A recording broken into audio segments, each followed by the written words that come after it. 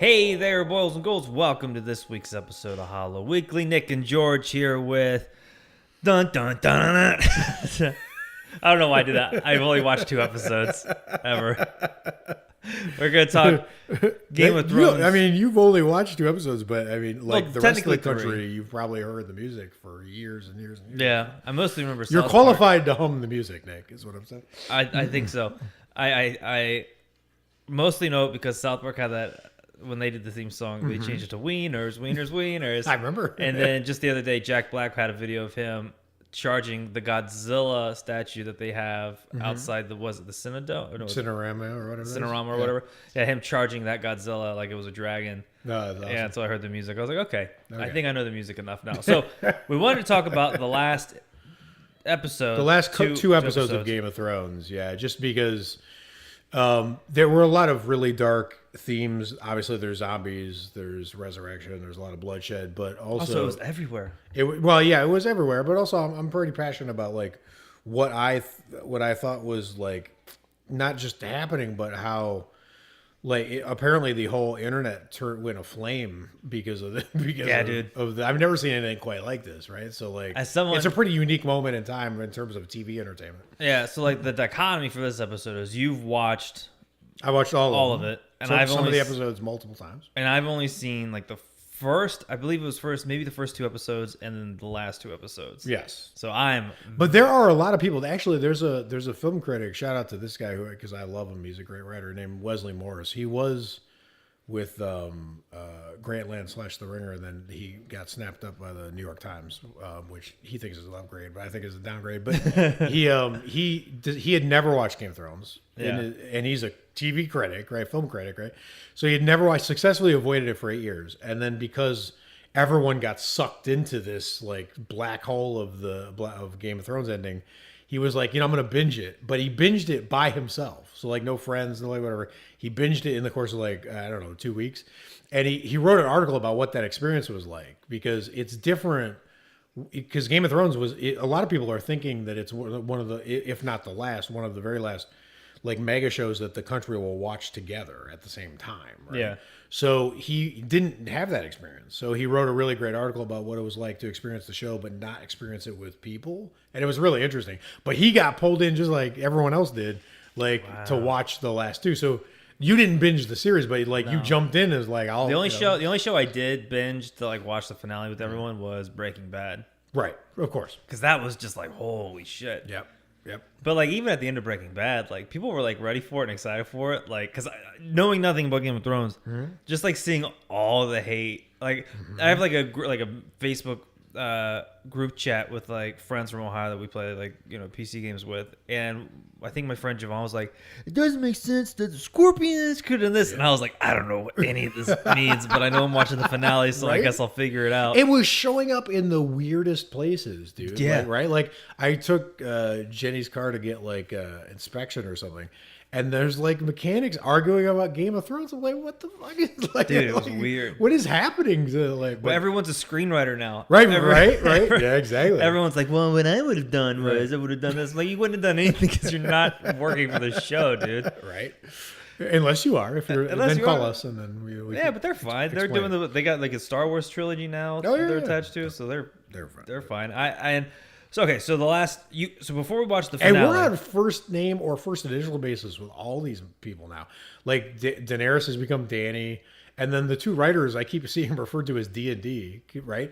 So like we're literally like, it's like we had these people over for dinner. Like I feel like there was a thing we think we know them. That confused the hell out of me, and like you just cleared that up. Like Dungeons and Dragons, yeah, because it was like George R. Martin on D&D, and I was like, oh, cool. Like let's see what he's got to say. Like he's a fantasy writer, he's got to love D&D. And he was like, I guess they want to have lives, and I don't know who we're talking about now. Yes, it was weird. So before we watched the last episode, you showed us a recap of the episode. Well, it wasn't a recap. You actually watched probably most of the. It was a long episode. We watched a lot of it. And yeah, because these are like mini movies. But the episode. So the last episode is called The Iron Throne, right? So you watched that episode entirely, and then the episode that came before that, you watched from the dragon attack basically to the end of the episode. So Yeah. really the only thing you missed was kind of like the Varys part in the beginning and whatnot. And then you didn't see any of you probably heard that the Night King had been killed by Arya, but you probably didn't see any of that happen. So No. right, but you know it happened. You just Yeah. We were caught. And I saw like the cool zombie dude. Yep.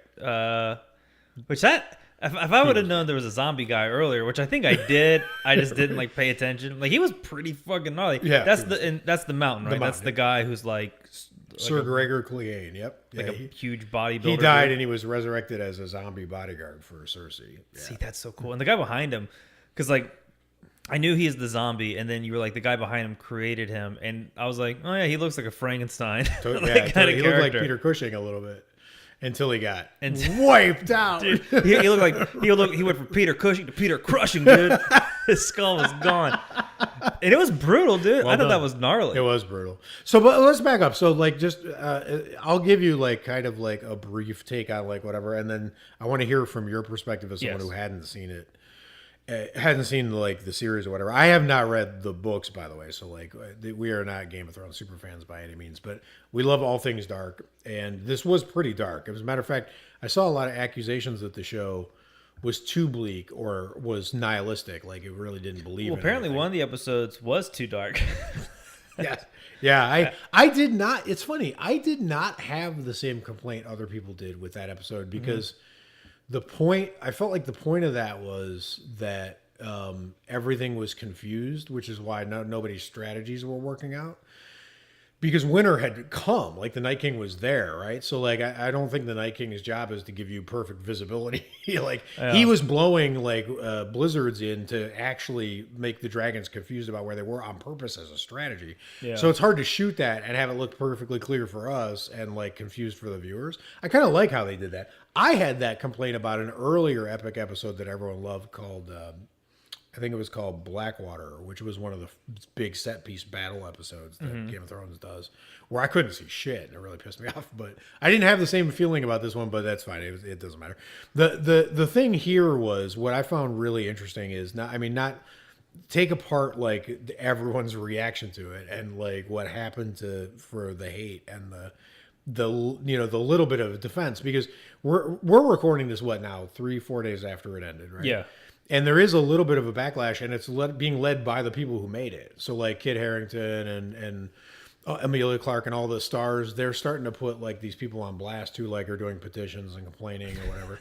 And they're like, look, like you don't be disrespectful about like, we worked really hard for years and years and years to try to bring the best entertainment we could to you guys. And like to say that the whole thing needs to be reshot or redone because of incompetence or whatever is just insulting, right? So, Yeah. Which I agree with, but now there's a little bit of bounce back, but I think the hate meter is still like somewhere around 80 or 90%. So It was pretty strong. it seems pretty high, It was right? pretty strong. But that's separate from what was in the episode, right? So in the episode itself, like there are so many think pieces and like explanations and all that. I don't want to get into the minutia of all that. The thing that was important to me was I agree with pretty much what everyone said, which was when you compress time the way they did, right? Because George R. R. Martin had said like there's probably like 14 seasons worth of material in my books, right? So like to end it in 8, you're going to give up some things, you're going to give up some nuance and some subtleties, and that happened, right? So I'm not arguing that definitely happened. That was a thing that occurred. But insofar as I think it was even Patton Oswalt might have said it, but I forget who said it, but whoever tweeted it was really good. They said that they landed this beast of an airplane on a tiny runway with fierce headwinds, and no one died. Right, so like they brought the plane down and successfully landed it. So that's kind of where I sit with it. Was given the fact that they had these self-imposed like we got to get this done so fast thing. I thought it was really, really well done. I have the same problem with some of the plot holes that some people do, but looking past that, what I thought was really, really cool was, and this might be like I was looking for things that made the show unique in comparison to the books, right? And here's something that I think could not happen to the books. I could be wrong, but here's something I think that could not happen to the books that happened to the show. I think over the course of the show, the dragons became the most important characters, right? In a lot of senses. And I don't think that will ever happen with the books. I don't think it would have happened with the books. And it became really interesting because I feel like there was an impact on the show. Like Drogon, who's the main dragon, he had his own gravity where like with there's a science experiment where they try to demonstrate to you how like gravity really works. Like, so what they do is they take a sheet with these markings on it, or a plastic sheet, and they put a bowling ball on it, and then the bowling ball presses the sheet down and dents it, and then they roll a marble around it. It just rolls around the lip until it goes down to where the dent is, right? And they're like, that's how gravity works, right? Drogon was that for this show. I feel like he was the bowling ball.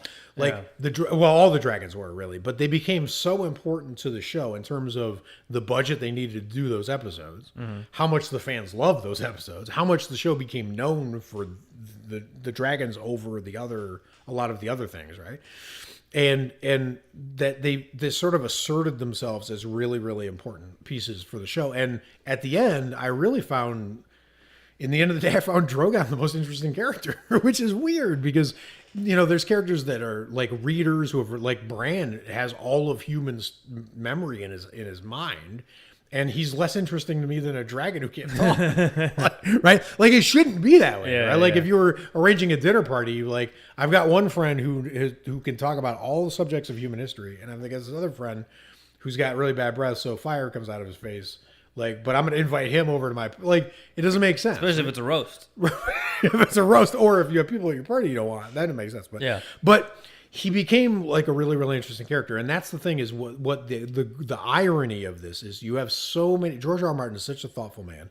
And you have so many characters in here who were really thoughtful, even the ones who didn't seem thoughtful, who just seemed like brutes, right? Yeah. Like Bronn, who was like a really favorite sarcastic character, right? He's the one at the end of the episode you saw where he was like, "I'm the master of coin. I think we should rebuild brothels immediately." Oh, right? yeah.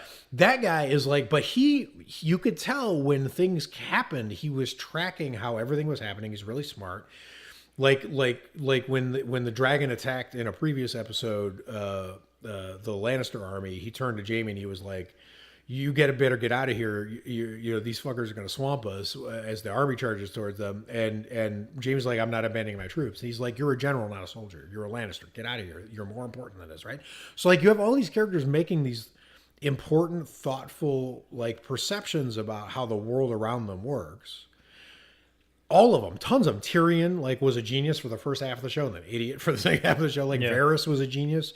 And the single smartest action any character in Game of Thrones, the show, took was Drogon melting the Iron Throne. So the smartest thing anyone did in the entire show, full of scholars and strategists or whatever, was done by a reptile. Right? So like I find that really intriguing that it led there. I don't know if they had that plan the whole time or if it happened because the dragons became more popular or what that was, but I feel like it's something unique to the TV presentation because I don't feel like the books, the dragons are going to have nearly that kind of like gravitational effect on the storytelling, right? So I thought it was really interesting, and I love how they treated him. I love the best shot of the entire last season was when Daenerys marches out to give her Nuremberg rally speech at the end with the victorious troops and the dragon wings spread behind her. Yeah. As Drogon takes off, it was just an amazing shot, right? So like you have all this cool stuff happening, and then when he melts the throne, it was really cool that they didn't. It was visually cool how they executed it because they lingered on it. They showed you the throne melt, and then they showed it like running down the stairs, like this thing that everyone had been competing to sit in, and it's just like oozing down the steps into like into nothing, right? So like how important was it really in the end of the day, right? So I thought that was really interesting. I thought the way that they did it was, especially since it's on our podcast, like there were a lot of scary moments there. Like I was watching it with Jenny who was jumping like startled, like a lot of moments, like more than the typical fantasy show would do. Like we watch Outlander and this doesn't happen, but when you watch Game of Thrones, she's hiding her face. She's like, "I don't want to see this. I don't want to see a dragon killed. I don't want that zombie's ugly." And then in the battle, I don't know if you remember, but because we were watching with Alex too, and in the battle, Alex turned. I think it was Alex. She turned to us and they were like, during the sword fight, they're chopping people's hands and heads off, and she's like, "Wow, when they kill each other, they kill like shit out of each other." Yeah, right. Like that was being that I've only watched a handful of episodes. I do forget how like good the violence is, how graphic. And, yeah, right, exactly. Like when I think one guy had like some two-handed one in each hand kind of deal. And he just slapped a guy twice in the face, and his face was gone. Yep, totally. I was like, damn, that's pretty good. Right. And it made that chunky noise when he hit him too. So it was like in a video game. Totally. Like it felt pretty cool. So it was a dark and like whatever episode. And then the only other like the thing is about basically to me, what happens is at that point how it ends, right? Is to me, I it's not so much what happened to each character. The complaint is from the majority of the people who are upset, I think. The complaint is not what happened, but how the show got to what happened, right? Yeah. So I agree that a lot of that is sped up. But I think that there's things in there that when you go back on a second watch or a third watch, when you go back and some time has passed, I think there are some things in there where there was a lot of not just laying down markers and setting it up, but I think there were some subtleties about how they were hinting at what was to come that I think did more work to at least subconsciously set you up for where you were headed than the end. I actually saw this meme today, and I don't know that I agree with it, but I thought it was absolutely hilarious, where it was like in all caps, like it's been in front of us the whole time, and it's a shot of the very first Game of Thrones poster. The "You Win or You Die" poster with the first shot of the Iron Throne. Yeah. And the first season hadn't even dropped yet, right? So it's the first piece of marketing that came from the show. And it's zoomed in on the corner. And on the corner, so you got Ned Stark who's sitting, and he's the guy who got beheaded the first season. Sean Bean. You got him sitting in the chair, right? And then you get zoomed in, and right next to his shoulder on the left is a raven, which is the symbol of Bran, who became king in the end, right? So, like, I don't know how long they were forecasting this shit out, right? But they were setting us up for things in a way that I think is better than a lot of the people complaining will realize now, and that's why some time has to pass, right? Yeah. But okay, so that was how I took the episodes. As someone who hadn't seen the season, how did you enjoy it? Did you like it? Did it feel like an action movie? Did you feel like you got to know the characters at all? What was your take on it? So we watched the episode before last, basically from the dragon attacking all the. We watched boats. The Bells. It was the second to last. Yeah, we watched that, and then the final episode.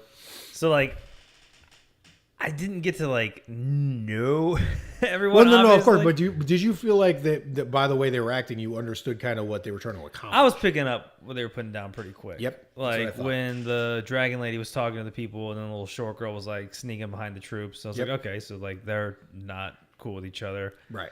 And like I understood like the relationships between most people, and some of the stuff just from pop culture. So like I knew who Jon Snow was. Sure. I knew the dragon lady. The only person I didn't really know was the zombie guy. He was just. And you missed out on it. I just really liked the zombie guy. He's cool. I mean, they both were like 2 movies back to back. Yep. And like for like a fantasy show, I mean, I thought it was pretty entertaining. So like I liked the ending. And then I was talking to my friend. He was like, "Oh, I didn't like the ending. I hated it." And I was like, "I liked it." He was like, "Did you watch all of it?" I was like, "No." But maybe that's a good thing. Right. I didn't invest. Well, that's what part of why I want to talk to you about it was because that's one of the things I think I don't know where this came like before where like I don't know why this TV show more than any other became like that one nightclub, the one like you can't get into. Yeah. Where like you have to, everyone is rejecting your friend was literally like, you can't come into my nightclub and tell me about the ending of the show because you don't get a pass. Like I'm not gonna stamp your hand because you didn't watch like enough of like whatever. Like why, right? Like you're allowed to like it. That's fandom though, in Right. a nutshell. Like you do that with Supernatural or any other show. Sure. There's going to be those fans who do that kind of stuff. But like for me, I didn't invest the time with them, but I was like, everyone seems like they got a pretty good deal at the end of this. Like it reminded me of like a sped up, which is funny because like the whole last half of the episode was this, but Return of the King. Totally. Like where they spend the last 40 minutes being like, okay, so he's gonna go here, she's gonna do that, they're right. going off this way, and I'm like, okay, like that feels good. So like from someone who's watched, all of it, like what did people hate where everyone ended up? Yeah, so here's what I mean, the primary complaint, besides the fact that the analogy I gave you before was like, I think it was the Mike Tyson analogy where you pay to see a Mike Tyson fight back in the day, like in his prime. Yeah. right? and he comes in and he fights the entire fight with the strategy of like jabbing and rope-a-doping, right? Yeah. Maybe he'd win, right? Maybe he'd win every round, right? But like that's not what you expected coming in, right? So like the it's the reverse for Game of Thrones. The Game of Thrones spent 4 maybe or even more seasons jabbing and bobbing and weaving or whatever, and then it started doing Mike Tyson like the knockout run, go straight at something and knock it the hell out of the ring strategy. Yeah. And it felt like that to people, so I think they were upset. And then I think a lot of people were really invested in Daenerys. I think they were really invested in her being the one who was promised, like the one who was going to save, everything and break the wheel and make, everything come out right. And I think a lot of people rightfully suspect that the show has anti-women leanings, and they didn't like seeing the main female character kind of get like sped up into this cycle where she became like the mad queen and then went nuts and like whatever because of the things that people the slander about women are too emotional, whatever. So I think there were some like legitimate objections to how it went.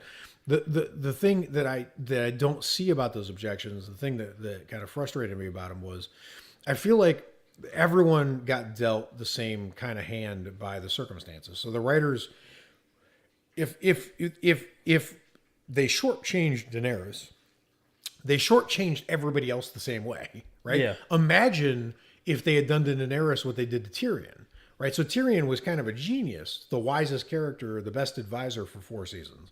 And he's made nothing but mistakes in the last 3. Like dumb decision after dumb advice after dumb, like whatever. I mean, he literally, towards the end of the show, you saw Cersei was the one who was standing there in the tower, the evil queen, that they were begging her to ring the bells and she wouldn't. And she's kind of like the villain of the show, as far as I'm concerned, right? Or at least the second half of it. And it was this. She was clearly. It didn't matter if every innocent person in that city got burned. She was not going to surrender or ring those bells, right? She clearly had bad purposes in mind, right? She was not out to make the world a better place, right? Yeah. And Tyrion gave Daenerys the advice that they should go convince Cersei and appeal to like her good side. What the fuck? Like that's your sister. She has nothing but bad sides. Like that's not he's giving like just abysmally bad advice. But the point is, if Daenerys had 4 seasons of dumb bad decisions, people would have been like, "Oh, they show hate women and show like whatever." But they did it to Tyrion, right? So like everyone got shortchanged the same way. If you believe that they got shortchanged by the time compression of the show, and they did or they didn't, right? So like, but besides that, like the other thing that was like I think that people were hating on that was interesting to watch, right? Was I felt like people weren't even letting themselves get entertained by what was clearly entertaining in front of them because they were too busy thinking about what they were going to tweet next or argue next or whatever that was, right? Which I've seen that happen with shows before, like definitely happened with the end of Sopranos and like whatever, but never to this scale, right? Like because what was on the screen was palpably entertaining. Dude, like that dragon attack was pretty freaking awesome. That's what I'm saying.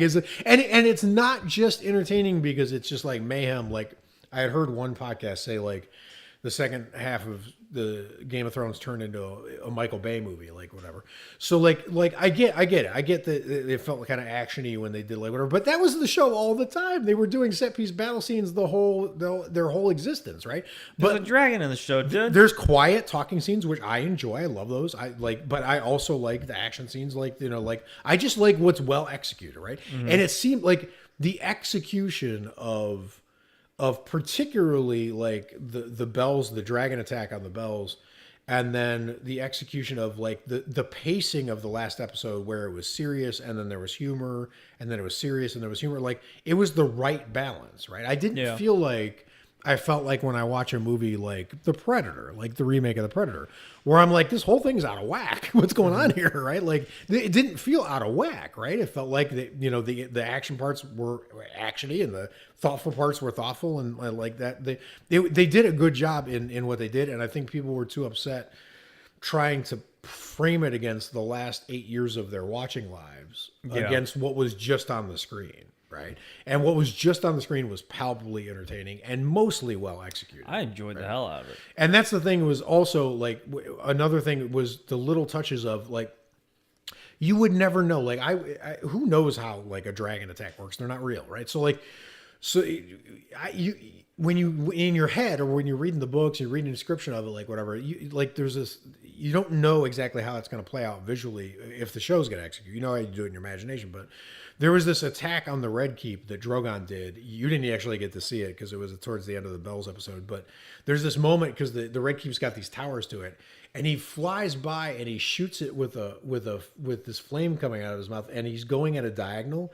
And it was like watching someone cut a slice of birthday cake. And the whole top half of the building just tumbled off from where the fire was. The fire acted like a laser, right, at that point, right?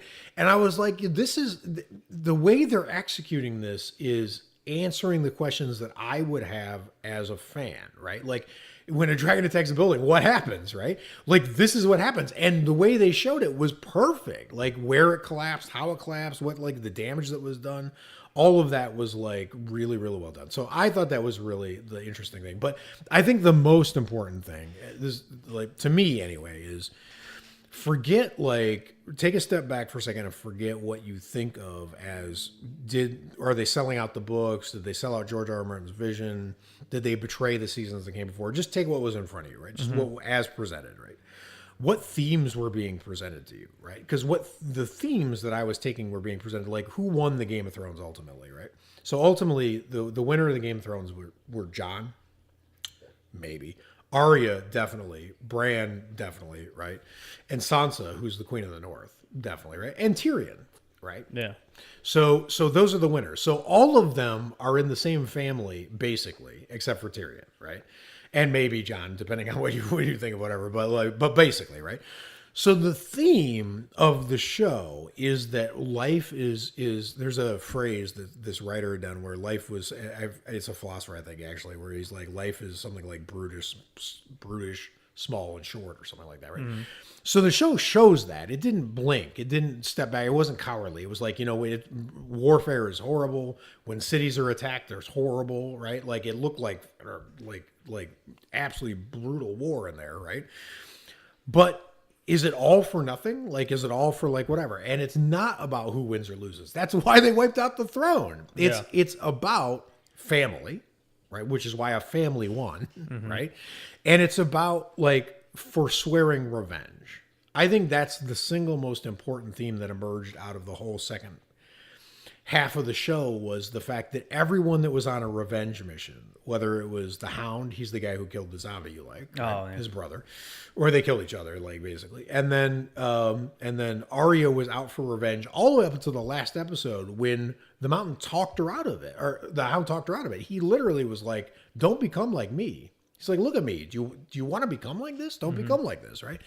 So he talks her out of revenge, and she gets to go sail west of Westeros, that led to that great Stephen King tweet where he tweeted, like, the spinoff show I want is Arya west of Westeros. All right.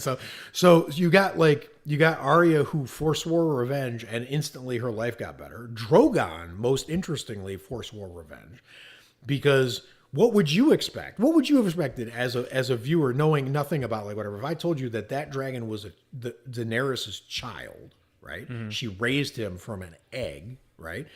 He's been protecting her his whole life, and then he comes in and sees a guy standing over her body with a knife sticking out of it. What would you expect him to do to that guy? Mm-hmm. I think they would talk it out peacefully. Okay, well, I mean, like when it happened, yes, I was like, "There's no way the dragon is going to kill." Well, because you knew it was Jon Snow, kill him, right? But the idea is, like, they had just, like, literally everyone was motivated by revenge, right? Dany kept talking about towards the end about how this city represented to her, like, what they did to her family, and she's on a revenge mission. And Drogon had the chance. I know some people were like, well, Jon's a Targaryen, so maybe he's invulnerable to fire or whatever. That's why Drogon didn't flame him, which could be. That could totally be. But that doesn't. Yeah, exactly. It doesn't explain why he didn't eat him or step on him or, like, whatever. And it also doesn't explain why he didn't take out his wrath on the rest of the city, right? Yeah. And it also doesn't explain how he was smart enough to know that the throne was the thing that had to go, right? Which is what he did. So he forswears violence, which leads to the new kind of government being formed, and that only the only small advance that the civilization made at all during this show happened basically because Drogon, right? True. So like he forswears violence, Arya forswears revenge. Jon never was really into revenge, but he was into duty killing. Like the first time one of the first times we see Jon Snow, he's executing someone who deserted from the army, right? So like he will kill people if they are breaking the rules, right? Yeah. Like if when back in 4 episodes before this, if someone had tried to kill Dany, he would have slaughtered them without blinking, right? Yeah. So like he's never really into revenge, so he doesn't not really a thing. But like everyone who kind of forswore revenge, including Tyrion, they won. And everyone who stayed on a revenge mission lost, right? That's not an accident, right? No. And I think when you and here's the last thing I'll say about this is when you look at like our present society, not to get too pretentious about Game of Thrones or whatever, but when you look at look at what's happening now currently in life, right? Like there's this big upheaval about like, do the Democrats want to impeach Trump? Like, is impeachment a thing they should do? Like whatever. And there's these balancing powers here, right? Like obviously almost everyone on the Democrat side actually wants to impeach Trump, right? Mm-hmm. But Nancy Pelosi is like, it's not good strategically to do it. And there's other Democrats like AOC and Bernie who are like, fuck, strategically, it's our duty to do it. The Constitution mandates oversight, right? Mm-hmm. So there's one side arguing we got to do it, and there's the other side saying, I know where you're trying to get to, but there's a strategy to get there, right? That's how all of Game of Thrones was built, right? Yeah. Like there's these competing forces, right? A lot of people in the show knew where they wanted to get. The question was, how do you get there? What's the best strategy to get there? What's the best point to get there? And it's not easy. When you stack these things against each other, there's no right answer, right? And as far as I'm concerned, what Game of Thrones did was like, look, who wins, who loses, who lives, who dies, who made the right choice, who decided to pick the right fight at the right time with the right weapon. Those things are just, in the end of the day, spins of a roulette wheel, right? The thing that you can control is not the competing forces of the strategies, right? What you can control is what is your guiding light beyond the strategy, like beyond where you're trying to get to, like what guides you in life. If revenge guides you, you've already lost, right? And that was like the theme that came out of it. And if that's the theme that came out of those last 2 episodes or that last season or whatever, I'm good with that because that's a great theme. Right?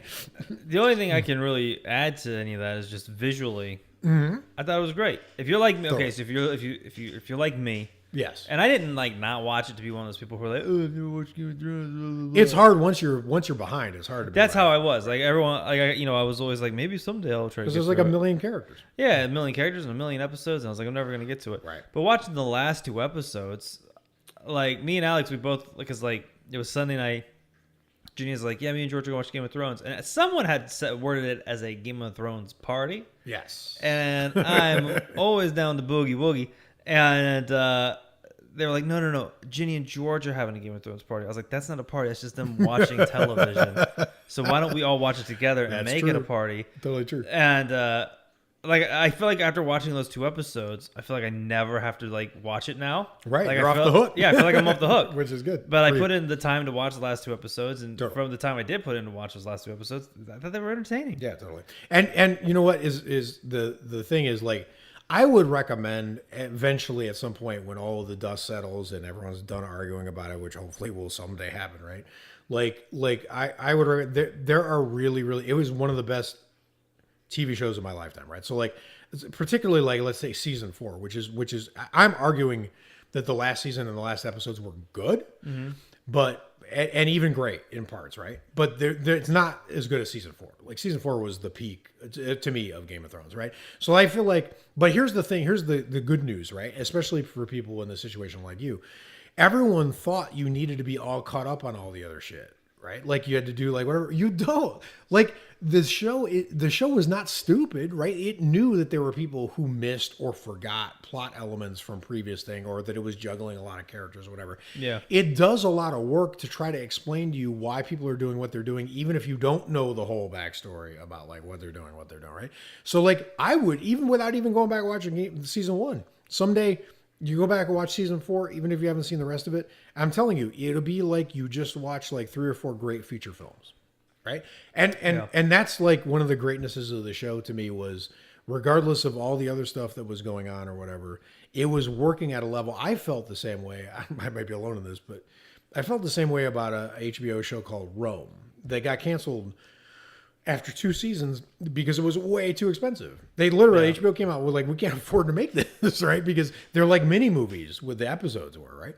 And it's a great show. It's violent, it's political, it's well written, great characters. Like it's based on history, not too accurately, but you know, accurately.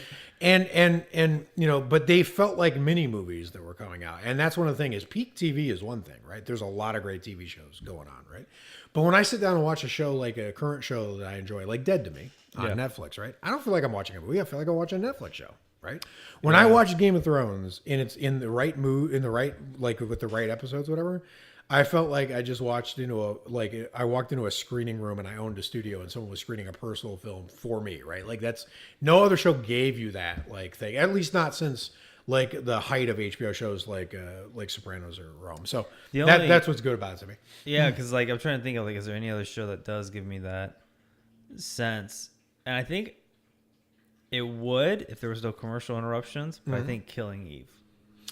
I don't think it's so because I think it's too intimate. But I see what you mean. In terms of like that movie quality. Yeah, the acting and the quality and all the writing, all that is movie level. More like James Bondy kind of side. Totally. But even spectacle then, to right. But even then, Game of Thrones, from the few episodes I've seen, had like a movie quality to them. Where by the time it was over, I was like, oh, that feels good. Totally. And you know, here's an interesting story to wrap this up. George R. Martin, he wrote Game of Thrones. I don't know how many people know this, but he wrote Game of Thrones as kind of a fuck you to movies in the first place, right? So like he realized in his past, he was told working on previous projects that we can't afford this. We can't afford what you're writing. We couldn't afford to film it. It's unadaptable. You've got too much going on. There's armies and cities, and there's too much. There's no way we have to scale it down, make it more intimate. We got to turn it into Breaking Bad, right? Like we got to get a few people in a room and have some cars and like, you know, it's like we got to scale this down, right? And he was like, you know what? I can do whatever I want in books. And he blew it up so big that it was the last thing that anyone would ever expect to ever be adapted for television. Yet it was, right? And it was a huge strain because it was hugely expensive because he wrote it as a fuck you to what they were trying to do, right? So like, that's pretty awesome. So in the end of the day, did it come out a little jittery and askew? It did, but it was built on a fuck you, right? Like it's like trying to build a house upside. It's like trying to build the pyramids upside down. George R. R. Martin laid down the cornerstone, but instead of putting down a foundation, he put down that one pointy thing at the top of the pyramid upside down, and he goes, build on this. And then they were like, okay, we'll take the challenge. And they did. And then at the end, you got this huge upside down pyramid that looks amazing and beautiful. And then it wobbles a little. People are like, it wobbled. Fuck you, the show wobbled. You suck at writing. Like whatever. It wobbled because it's built backwards. Right? Like that's the best you're going to do with an upside down pyramid. Right. So when like, you said you suck, I still have to show. I don't think I've showed you the clip of I Think You Should Leave. No, on Netflix. Oh my god! Well, you showed me one, but I don't know if it's the one you're talking about. No, this is a good one. But yeah, that's how it feels like online. Whenever I see something, anything about Game of Thrones now, it's just like, oh, they didn't wrap up these plot holes or these stories, and I'm like, who cares, man? The only show I was invested in was Dexter, and that ended.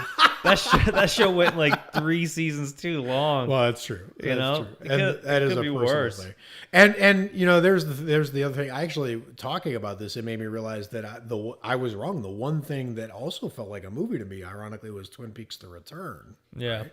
That had that film level quality, and that's not an accident because that's a film director writing for TV, but writing as an 18-hour movie that he arbitrarily chopped up into 1 hour pieces. Twin Peaks is probably the closest. Right. So, but a whole different kind of like development or whatever. But those are two unique phenomena. And like 100 years from now, when they're looking back on TV, there's not a lot that we've lived through in the last 10 years that they're going to be talking about. But both Twin Peaks and Game of Thrones will still be there. So that's crazy. Deal with it. Man, now I need to watch Twin Peaks. People. The Returns again. I love that one.